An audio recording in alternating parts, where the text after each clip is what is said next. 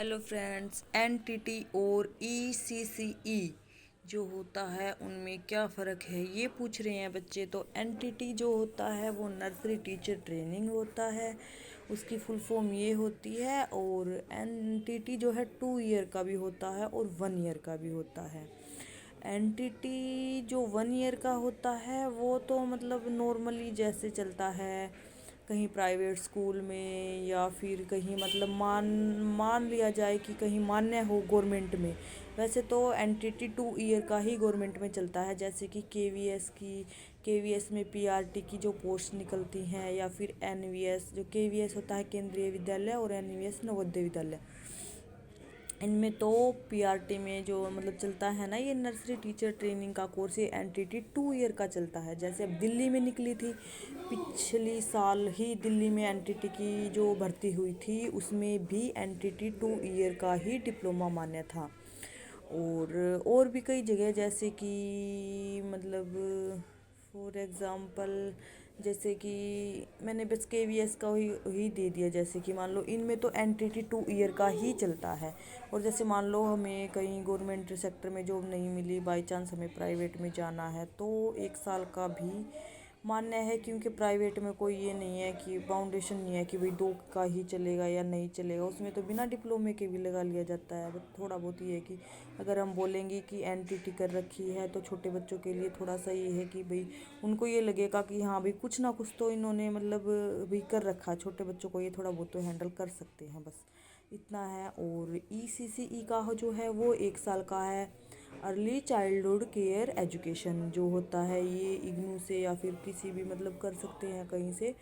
तो इसका ये है कि जो प्ले स्कूल में अब हमारे हरियाणा में जो निकाल रखी हैं पोस्टें, उसमें ईसीसीई स्पेशल लिखा हुआ है।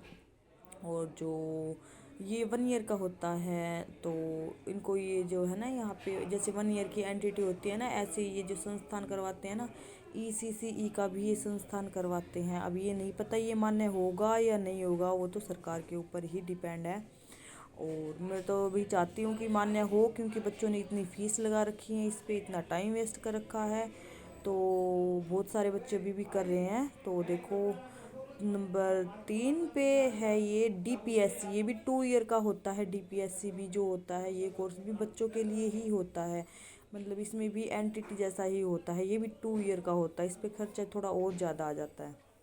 जो डीपीएससी होता है ये डिपार्टमेंट फिजिकली पता नहीं ऐसा कुछ इसका फुल फॉर्म मेरे को अच्छे से ध्यान नहीं है।